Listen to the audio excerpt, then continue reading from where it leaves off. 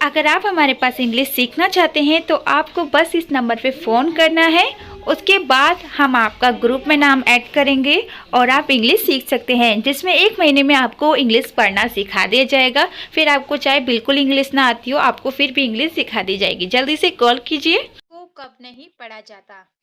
तो अगर जैसे मैंने बोला चौक, तो चौक में आपको क्या लिखना है, CHALK।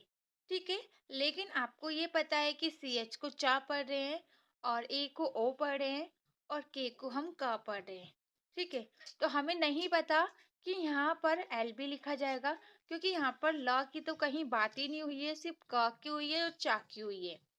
अगर एल और ए और एल होता है तो ए एल को ऑल पढ़ा जाता है, इसीलिए ए को ओ की ओ पढ़ा जा रहा है।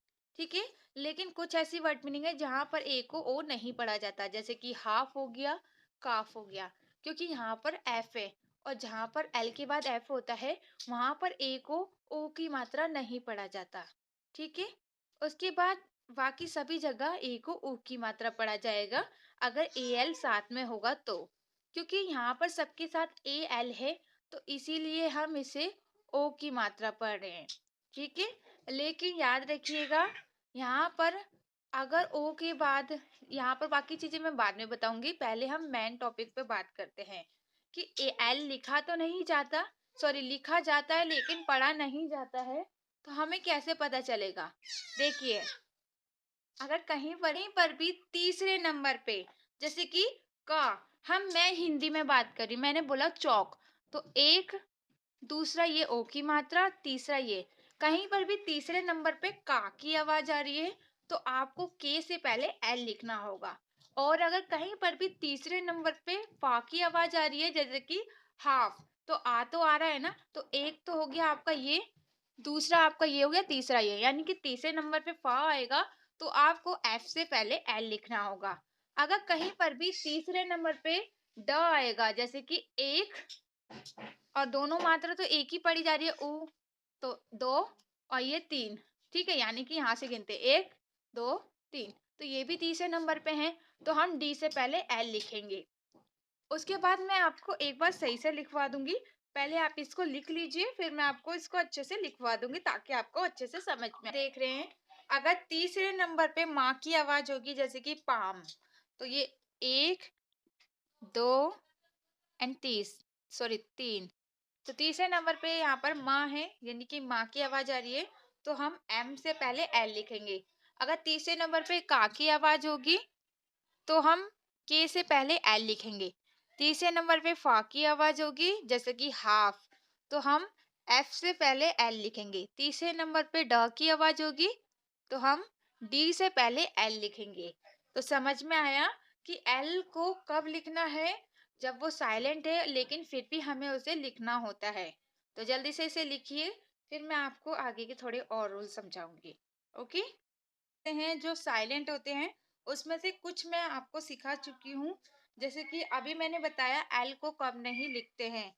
अब मैं समझा देती हूँ वी को कब नहीं लिखते हैं, ये शायद मैंने आपको पहले भी सिखा चुकी हूँ, लेकिन क्योंकि अभी मैं साइलेंट के बारे में बता रही हूँ तो एक जितने भी है मैं सारे बता देती हूँ, अभी जितने मैंने आपको सिखा चुकी हूँ और जितने मैंने एक आध नहीं सिखा है, तो बाकी आगे की और सिखाऊंगी, क्योंकि ये रूल्स मेरे को खुद लिखने पड़ रहे हैं तो मैं अभी एक एक करके ही लिख रही हूँ। ठीक है, यहाँ पर आप देख रहे हैं, अगर कहीं पर भी, जैसे कि यहाँ पर आप देख रहे हैं कहीं पर भी माँ की आवाज आती है, माँ, यानी कि तीसरे नंबर पे, तो आपको एम के बाद, यानी कि माँ के बाद एम के बाद बी लिखना होता है, जैसे कि बॉम, तो बॉम कहाँ पर है, माँ कहाँ पर है, एक तो हो गया ये हमारा, दूसरा ये मात्रा हो गई, तीसरी ये, तो ये तीसरे नंबर पे माँ है। यहाँ पर भी आप देखिए कहीं पर भी नम, तो नम में आ की आवाज आती है, जब भी आ की आवाज आए तो आपको ए की जगह यू लिखना होता है, क्योंकि सही मायने में इंग्लिश में ए को यू बोला जाता है, लेकिन हिंदी में ए को अ बोला जाता है, लेकिन इंग्लिश तरीके में आ के लिए यू लिखा जाता है। और याद रखिएगा अगर कहीं पर भी अ की आवाज आ रही है तो आपको यू लिखना होता है, जैसे कि नम में आप देख रहे हैं तो हम यू लिखते हैं, तो एक, दो, क्योंकि आपको भी पता है नम ऐसे तो कभी लिखेंगे ही नहीं। अगर मैंने आपसे बोला नम लिखो, अगर आपको नहीं पता इसमें यू नहीं आएगा, तो क्या आप नम ऐसे लिख सकते हैं? नहीं ना, ऐसे तो कुछ लिखा ही नहीं जाता है। कोई भी नाम है वो भी ऐसे नहीं लिख सकते, इसके बीच में कुछ लिखना ही होता है। लेकिन अगर हम कोई हिंदी नाम लिख रहे हैं तो हम ए लिखेंगे। लेकिन अगर हम स्पेलिंग लिख रहे हैं, ये क्या है, ये नम एक स्पेलिंग है, ये कोई हिंदी में नहीं है। मैंने नाम नहीं बोला या फिर नम मैंने हिंदी वाला नहीं बोला, मैं आपको स्पेलिंग बोल रही हूँ। और स्पेलिंग में हमें स्पेलिंग रूल्स लिखने होते हैं। तो हम क्या लिखेंगे, यहाँ पर ए की जगह यू लिखेंगे, क्योंकि इंग्लिश तरीके से ए आ होता है और हिंदी तरीके से ए को आ पढ़ते हैं। ठीक है, क्योंकि अगर मैं बोलती नाम लिखो तो आप कैसे लिखते हैं, NAM, ई भी आ जाता है, क्योंकि ये थोड़ा इसको साउंड को पूरा करने के लिए हम ई लिखते हैं। लेकिन अगर मैं हिंदी में नाम बोलूं तो आप कैसे लिखोगे, नाम, ऐसे भी लिख सकते हैं और ऐसे भी लिख सकते हैं। लेकिन ये स्पेलिंग नहीं, ये नाम नहीं है, ये स्पेलिंग है, तो हम यू लिखेंगे। और क्योंकि तीसरे नंबर पे माँ है तो हम इसके बाद बी भी लिखेंगे।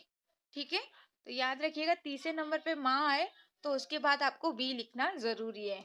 ठीक है, तो लिख लीजिए, फिर मैं आपको आगे समझाऊंगी। तीसरे नंबर पर माँ लिखा हो तो M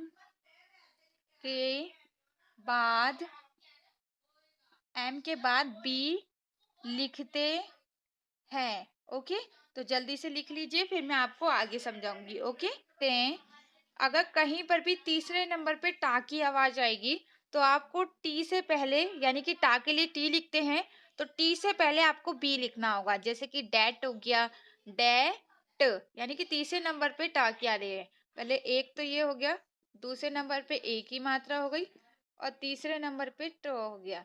तो ट से पहले क्या लिखेंगे, बी लिखेंगे। याद रखिएगा, कहीं पर भी अगर तीसरे नंबर की आवाज आ रही है ट की, तो आपको क्या लिखना है, आपको बी लिखना है। जैसे कि डाउट, डाउट में भी यही है, पहले ड आ रहा है फिर आऊ आ रहा है। आऊ को एक ही माना जाएगा वैसे तो, क्योंकि देखिए, मान लीजिए इसको एक भी मानेंगे, दो भी मान लेंगे तो कोई वो नहीं है, वैसे भी तीसरे नंबर पे हो जाएगा एक, एक दो, और ये तीसरे नंबर पे ही मान लीजिए ट, लेकिन इन दोनों मात्रा को एक ही माना जाएगा, आऊ। ठीक है, तो ये तीसरे नंबर पे हो गया। डाउट भी, सटल में देखिए, सटल, ऐसे तो नहीं पढ़ सकते, सटल, तो आ तो हमारे मुंह से निकलेगा ही, तो हमें यू लिखना होगा आ की आवाज के लिए। ठीक है, उसके बाद टी लिख रहे हैं तीसरे नंबर पे, एक, दो और ये तीन, तो तीसरे नंबर पे टा आ रहा है ना, क्योंकि बीच में यू भी है, तो हमें क्या करना है, टी से पहले बी लिख देना है। ओके, तो याद रखिएगा। और लास्ट में एल है तो एल के बाद हमें ई भी लिखना होगा। ठीक है, तो ये लिख लीजिए, फिर मैं आपको आगे और समझाऊंगी। अगर आप हमारे पास इंग्लिश सीखना चाहते हैं तो आपको बस इस नंबर पे फ़ोन करना है। उसके बाद हम आपका ग्रुप में नाम ऐड करेंगे और आप इंग्लिश सीख सकते हैं, जिसमें 1 महीने में आपको इंग्लिश पढ़ना सिखा दिया जाएगा। फिर आपको चाहे बिल्कुल इंग्लिश ना आती हो, आपको फिर भी इंग्लिश सिखा दी जाएगी। जल्दी से कॉल कीजिए।